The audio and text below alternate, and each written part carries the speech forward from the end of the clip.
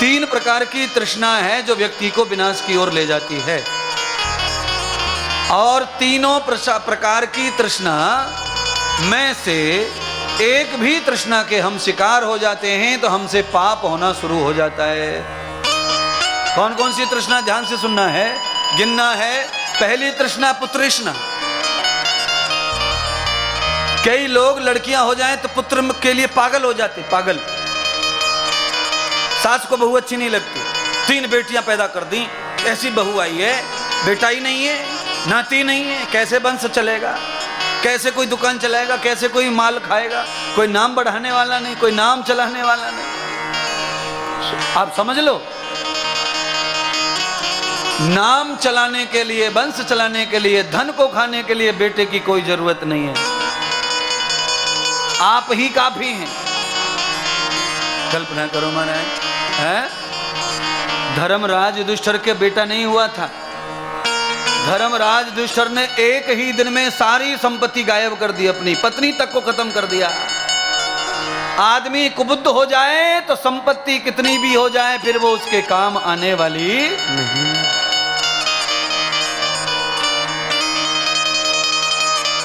एक तो बात समझ में आ गई, ये सारी दुनिया बेटा क्यों चाहती है? क्योंकि ये संपत्ति का मालिक चाहते हैं, अपना कल्याण नहीं चाहते।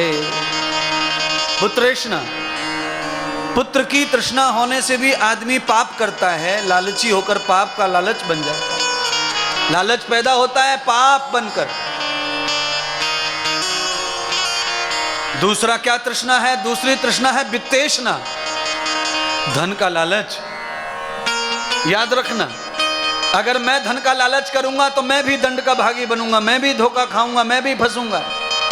और आप धन के लिए लालच करते हैं तो आप भी पाप करेंगे, अपराध करेंगे। धन बढ़ाने के लिए आदमी पाप का मदद लेगा, यह है वित्तेष्णा।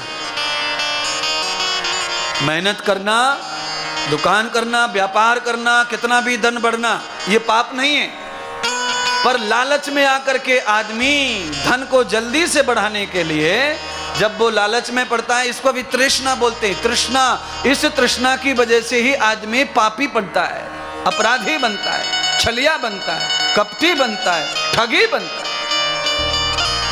और दूसरी तृष्णा क्या है? लोकेशना, मेरा नाम होना चाहिए गांव में, मेरी पहचान होनी चाहिए। उस नाम के चक्कर में न जाने क्या क्या पापड़ उल्टे पुल्टे करता रहता है। आखिर में नाम होता है कि नहीं पता है, पर नाम डूब जरूर जाता है। हाँ? 1 लाख बेटा 1.25 लाख नाती। राजस्थान में ससुराल है रावण का, जोधपुर में। आप ध्यान कर लो, आप राजस्थान की संस्कृति मंदोदरी में थी, इसीलिए पापी के साथ रह के भी पाप नहीं किया, जिंदगी भर तपस्या करती रही और संतोष करती रही, एक ही पति पर विश्वास रखती रही, दुष्ट होके भी उसे छोड़ा नहीं और अपने सत पर बनी रही। ये राजस्थान की मिट्टी का असर है।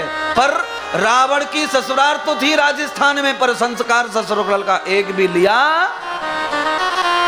हाँ, नाम कमाने के चक्कर में, दाम कमाने के चक्कर में रावण राम से ही लड़ गया। रावण राम से ही डायरेक्ट लक्ष्मी का ही हरण कर लिया उसने। धनवान होने के चक्कर में लक्ष्मी का, ऐश्वर्य का हरण कर लिया। याद रखना, जो तुमने हरण किया है ये तुम्हें खत्म कर देगा, ये लोई डूबेगा। रावण का विनाश हो गया।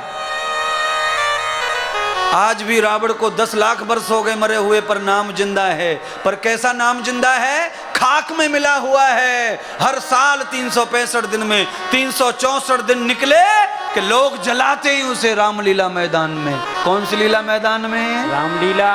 कौन सी मीला? रामलीला। जलता कौन है? रावण। और मैदान किसके नाम का? समझ गए? 9 दिन रामलीला होती है, जैसे ही 10वां दिन आया कर रामलीला खत्म।